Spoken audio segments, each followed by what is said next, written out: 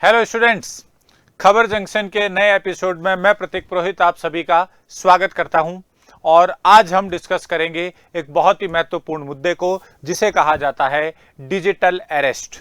जी हां, भारत आज डिजिटल युग के दौर में है, यानी कि हम डिजिटल एरा में हैं। डिजिटल एरा में इंटरनेट और टेक्नोलॉजी की मदद से ऑनलाइन पेमेंट्स बहुत आसान, बहुत सहज हो गया है, लेकिन इस सहजता के साथ रिस्क भी जुड़ा है। एनपीसीआई यानी कि national payment corporation of India की एक रिपोर्ट के अनुसार इन्होंने एक एडवाइजरी सिटीजन्स के लिए, नागरिकों के लिए जारी की है, जिसमें डिजिटल अरेस्ट और ऑनलाइन फ्रॉड की बढ़ती घटनाओं के बारे में एनपीसीआई ने सिटीजन्स को, नागरिकों को अवगत कराया है। इतना ही नहीं, सुप्रीम कोर्ट ने भी कहा है कि भारत में डिजिटल अरेस्ट एक बहुत बड़ा चैलेंज है और इसमें मुख्य रूप से ओल्ड पर्सन्स को यानी कि वृद्ध लोगों को निशाना बनाया जा रहा है और लगभग 3000 करोड़ से अधिक रुपए भारतीय डिजिटल अरेस्ट जैसे साइबर फ्रॉड में गंवा चुके हैं। सीबीआई की रिपोर्ट भी यही कहती है कि साइबर अपराध में 3000 करोड़ का नुकसान भारतीयों को हो चुका है। प्रधानमंत्री ने अक्टूबर के महीने में देश के नागरिकों को डिजिटल अरेस्ट से अवगत करवाया था कि डिजिटल अरेस्ट होता क्या है। आइए देखते हैं प्रधानमंत्री ने क्या बताया। जो मैं आपको एक ऑडियो सुनाता हूं। हेलो सर नमस्ते सर। नमस्ते सर बोलिए सर। देखिए, जो आपने एफआईआर नंबर मुझे सेंड किया है, इस नंबर के खिलाफ 17 कंप्लेंट्स हमारे पास। आप ये नंबर यूज कर रहे हैं? मैंने नहीं यूज करता हूँ सर। अभी कहाँ से बात कर रहे हो? सर कर्नाटका सर, वो घर में हूँ सर। ओके, इसके लिए आप अपनी स्टेट में रिकॉर्ड करवाइए ताकि ये नंबर ब्लॉक कर दिया जाए, फ्यूचर में आपको कोई प्रॉब्लम ना हो। Okay, yes sir. अभी मैं आपको कनेक्ट कर रहा हूँ, ये आपका इन्वेस्टिगेशन ऑफिसर है। आप अपनी स्टेट में रिकॉर्ड करवाइए ताकि ये नंबर ब्लॉक कर दिया जाए। Okay, yes sir, yes sir, yes sir. अब बताइएगा मैं किसके साथ बात कर रहा हूँ। अपना आधार कार्ड मुझे शो कीजिएगा वेरीफाई करने के लिए, बताइएगा। सर मेरे पास अभी नहीं है sir Aadhaar card sir, please sir. Phone आपके फोन में है? नहीं सर। फोन में आधार कार्ड की पिक्चर नहीं है आपके पास? नहीं है सर। नंबर याद है आपको? सर नहीं है सर, नंबर भी याद नहीं है सर। हमने सिर्फ वेरीफाई करना है। ओके, वेरीफाई करने के लिए नहीं सर। आप डरिए ना, डरिए ना। अगर आपने कुछ नहीं किया तो आप डरिए ना। हाँ सर, हाँ सर। अगर आपके पास आधार कार्ड है तो मुझे दिखा दीजिए वेरीफाई करने के नहीं लिए। सर, नहीं सर, मैं गांव को आया था सर, घर में है सर। Okay, coming. जय हिंद। इस व्यक्ति तो आपने देखा रिकॉर्ड करो as per the protocol. Okay, तो आपने देखा किस प्रकार से इस प्रतीकात्मक वीडियो के माध्यम से प्रधानमंत्री ने अपने रेडियो पर प्रसारित होने वाले मन की बात कार्यक्रम में लोगों को डिजिटल अरेस्ट के बारे में जागरूक किया, अवेयर किया। भारत में अलग अलग राज्यों में डिजिटल अरेस्ट की घटनाएं लगातार बढ़ती जा रही हैं और ये केवल किसी एक कैटेगरी के लोगों के साथ नहीं हो रहा है। जैसा कि आप देख सकते हैं, ये आईएएस, डॉक्टर, जज जैसे हाईली क्वालिफाइड पढ़े लिखे लोग भी डिजिटल अरेस्ट का शिकार हो रहे हैं और अपनी मेहनत की कमाई को इसमें गंवा रहे हैं। मुंबई में 9 करोड़ का डिजिटल अरेस्ट का केस था जिसे पुलिस ने जल्दी सुलझाया। इसके अतिरिक्त कुछ समय पहले ही पंजाब के रिटायर्ड आईपीएस ऑफिसर ने अपनी जान लेने की कोशिश की क्योंकि डिजिटल अरेस्ट के मामले में उन्होंने 8 करोड़ रुपए गंवा दिए। भारत में आप देखेंगे अन्य स्थानों पर भी जो एनफोर्समेंट डायरेक्टरेट है वो 5 अलग अलग राज्यों में डिजिटल अरेस्ट जैसी घटनाओं के संबंध में एसपी ओसवाल जो कि उद्योगपति हैं, इंडस्ट्रियलिस्ट हैं, उनके साथ जो डिजिटल अरेस्ट हुआ उसकी जांच के मामले में कुछ लोगों को गिरफ्तार किया। महाराष्ट्र में भी 58 करोड़ के डिजिटल अरेस्ट स्कैम को महाराष्ट्र पुलिस ने पकड़ा। बेंगलोर में आप देखेंगे तो एक महिला को इन स्कैमस्टर्स ने, जो स्कैम करते हैं, उन्होंने लगभग 6 माह तक डिजिटल अरेस्ट करके रखा। 6 महीने तक लगातार डिजिटल अरेस्ट करके रखा और लगभग उसमें 187 बार उनसे अलग अलग बैंक खातों में ट्रांजैक्शन करवाकर 30 करोड़ से अधिक की राशि उनकी ले ली गई। अलीगढ़ मुस्लिम यूनिवर्सिटी के प्रोफेसर से भी 75 लाख रुपए डिजिटल अरेस्ट के मामले में ले लिए गए। तो आखिर क्या होता है डिजिटल अरेस्ट और क्यों भारत के लोग इसके इतने शिकार बन रहे हैं, आइए इसे समझने का प्रयास करते हैं। तो डिजिटल अरेस्ट एक्चुअल में क्या होता है कि जो स्कैमस्टर्स हैं, जो फ्रॉड करने वाले लोग हैं, वो आपको कॉल करते हैं नकली सरकारी अधिकारी बनके।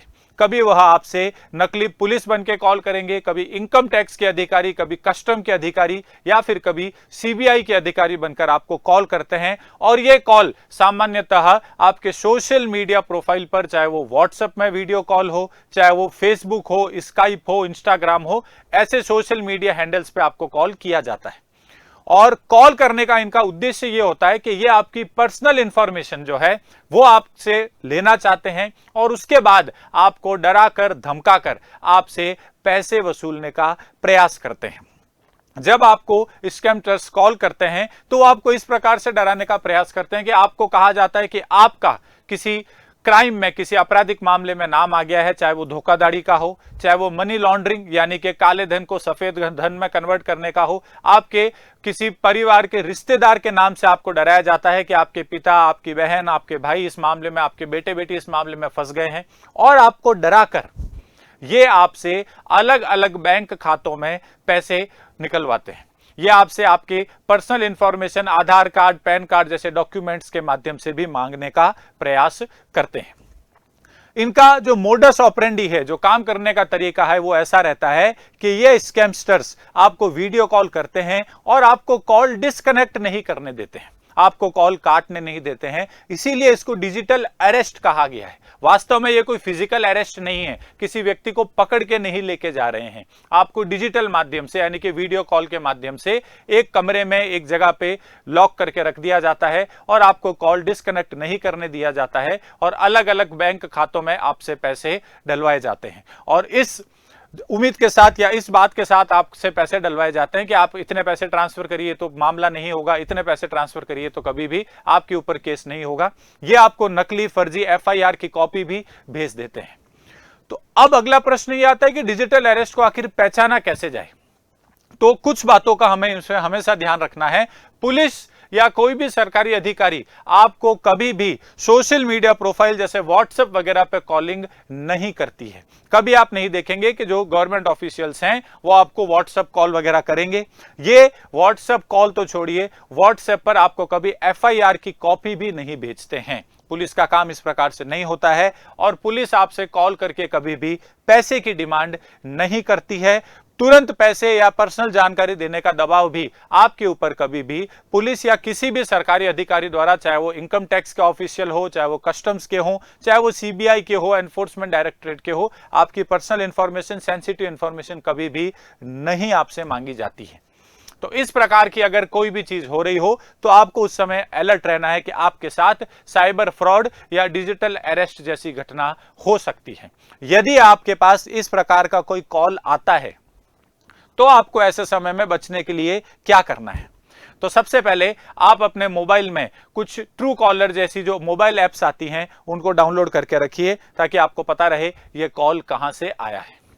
कभी भी इस प्रकार के या किसी भी अननोन कॉलर के साथ बहुत लंबे समय तक बातचीत नहीं करें, क्योंकि लंबे समय तक बातचीत में यह हो सकता है कि हम हमारी कोई पर्सनल इंफॉर्मेशन उनके सामने लीक कर दें।